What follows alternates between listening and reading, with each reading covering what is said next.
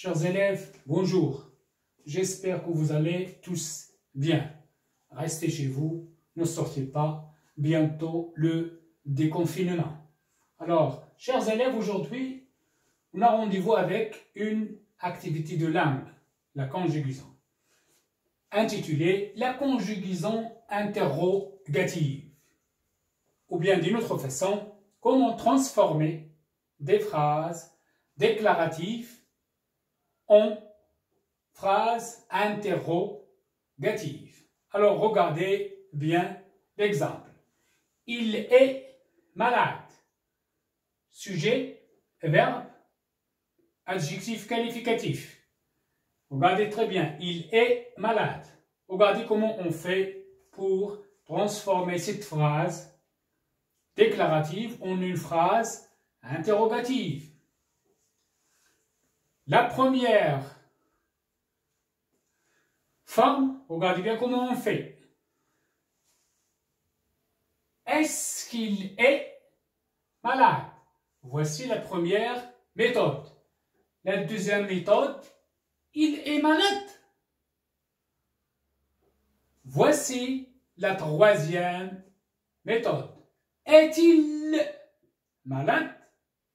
Donc, on a trois méthodes pour transformer une phrase déclarative contenant un verbe mis à la forme affirmative en une phrase interrogative. Donc, pour transformer une phrase dont le verbe est à la forme affirmative à la forme interrogative, on peut utiliser trois façons ou bien trois méthodes.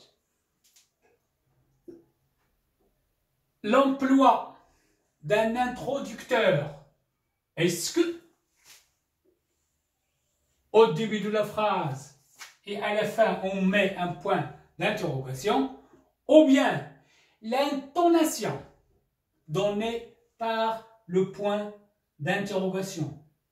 L'intonation, on dit tout simplement il est malade. Alors pour la troisième méthode, c'est la méthode qui nous intéresse aujourd'hui dans notre leçon, c'est est-il malade? C'est inversion du sujet et du verbe. On a inversé le sujet et le verbe. Alors, voici quelques astuces de cette méthode d'inversion du sujet et du verbe. Donc, comme je vous dis toujours, ça c'est une méthode très facile. Celle-ci aussi, mais celle-ci c'est une méthode des intelligents. Donc, pour transformer une phrase déclarative en une phrase interrogative, vaut mieux toujours utiliser inversion du sujet et du verbe. Voici maintenant quelques astuces. Elle prend son déjeuner. Regardez bien. Sujet, verbe. Elle prend son déjeuner. Prend-elle? Regardez avec quoi se termine ce verbe, avec la lettre D. Donc, je mets tout simplement trait d'union et je l'inverse avec le sujet et je ne dis pas prend-elle. Non, je dis prend-elle. Prend-elle son déjeuner? Maintenant, les élèves font leurs devoirs. Regardez très bien. Ici, la différence entre cette phrase ici, c'est que ici, on a le sujet et sous forme d'un pronom personnel. Ici, on a un sujet qui est un nom. Il est connu. Les élèves. Regardez maintenant comment on fait quand on a un sujet qui est déterminé. Il n'est pas sous forme d'un pronom personnel. Les élèves. Donc, pour transformer cette phrase à la forme interrogative, j'aurais écrit mon sujet. Les élèves.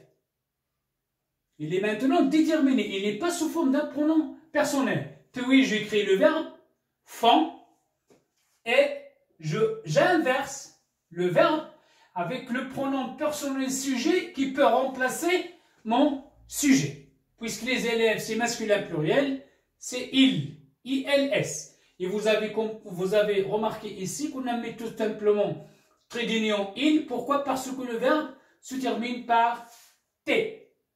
Donc, lorsque le verbe se termine par T, ou bien D, trait d'union il, ou bien trait d'union elle, directement. Donc, ce qui est important ici, c'est que le sujet, il est déterminé, je le réécris.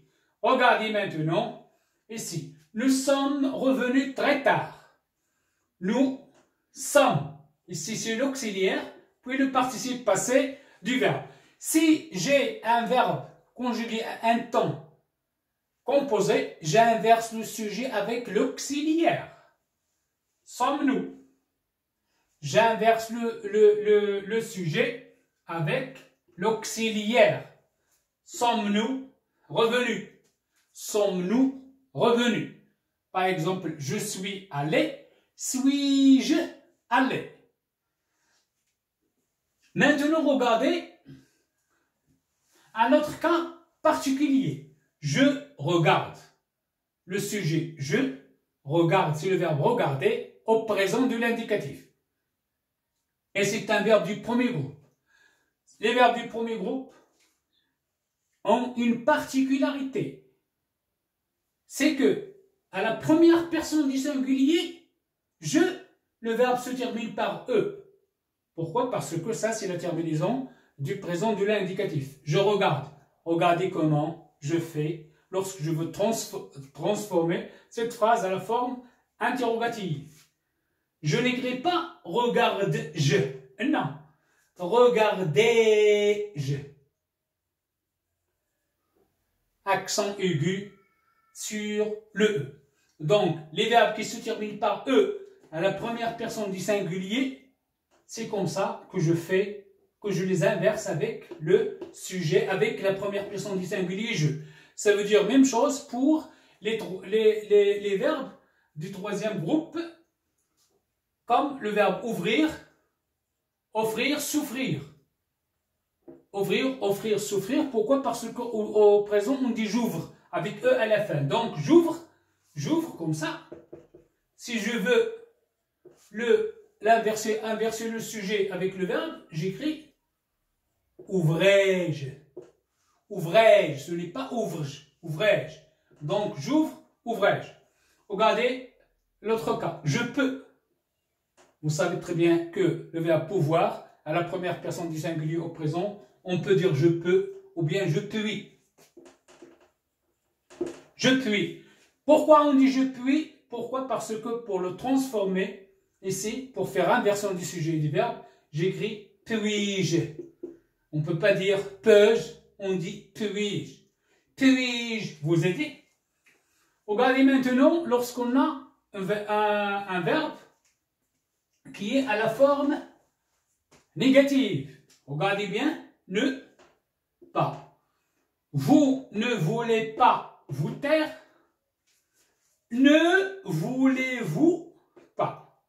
Regardez bien, toujours ici, si on a un verbe à la forme négative, pour inverser le sujet et le verbe, je commence par le premier mot de la négation, ne.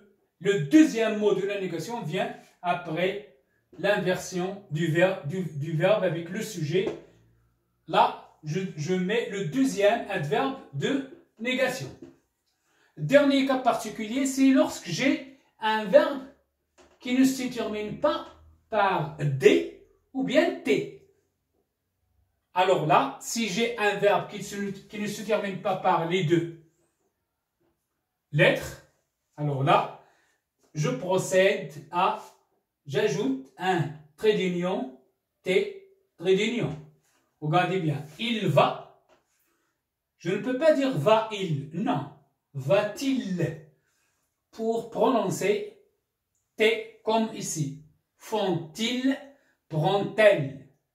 Alors ici, puisque le verbe ne se termine pas par T ou bien D, s'il se termine par une autre lettre, A ou bien E ou bien S ou bien une autre lettre, alors là, vous mettez T, trait d'union, T, trait d'union. Il va à l'école.